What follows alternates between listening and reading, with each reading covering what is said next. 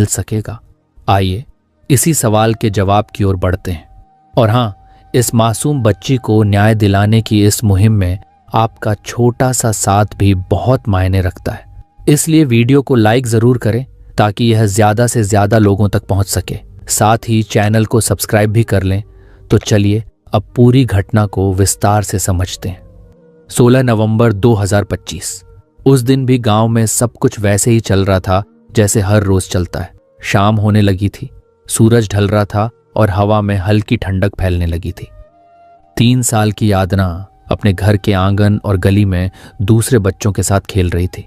इस छोटी उम्र में न कोई डर होता है, न किसी खतरे का एहसास। बच्ची के लिए तो हर बड़ा इंसान चाचा या भैया ही होता है, खास तौर पर वो जो उसे चॉकलेट या टॉफी देने की बात करे। लेकिन जैसे जैसे शाम ढलती गई, अंधेरा बढ़ने लगा। तभी परिवार को चिंता होने लगी, क्योंकि बच्ची अब तक घर वापस नहीं आई थी। पहले उन्हें लगा कि वह शायद किसी पड़ोसी के घर खेल रही होगी, लेकिन जब कुछ समय बीत गया और उसका कोई पता नहीं चला तो घर वालों की बेचैनी बढ़ गई। उन्होंने तुरंत पड़ोसियों और रिश्तेदारों से पूछना शुरू किया। पूरे गांव में खबर फैल गई और सभी लोग बच्ची को ढूंढने के लिए निकल पड़े। गांव की गलियों से लेकर खेतों तक, झाड़ियों से लेकर आसपास के रास्तों तक, हर जगह को टॉर्च की रोशनी से छाना गया। लोगों ने बार बार उसका नाम पुकारा, उम्मीद में कि शायद कहीं से उसकी आवाज सुनाई दे जाए।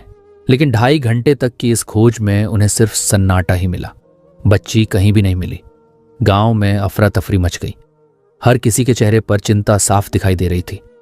लोग इधर उधर भागते हुए पूछ रहे थे, बालगी कुट्ठी गेली, यानी बच्ची कहाँ चली गई। औरतें, बुजुर्ग, युवक, हर कोई परेशान और हैरान था। इतने छोटे से गांव में जहां हर इंसान दूसरे को अच्छी तरह जानता है, वहां 3 साल की बच्ची का अचानक गायब हो जाना किसी बड़े सदमे से कम नहीं था। गांव के लोग लगातार खोजते रहे, हर दिशा में देख लिया, लेकिन बच्ची का कोई निशान नहीं मिला।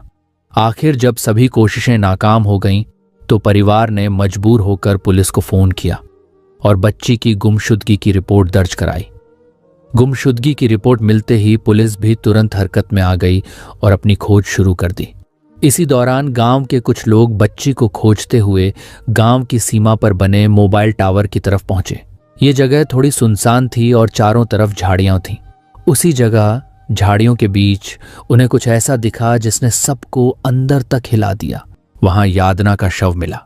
जैसे ही यह खबर पूरे गांव में फैली, माहौल पूरी तरह शोक और डर में बदल गया।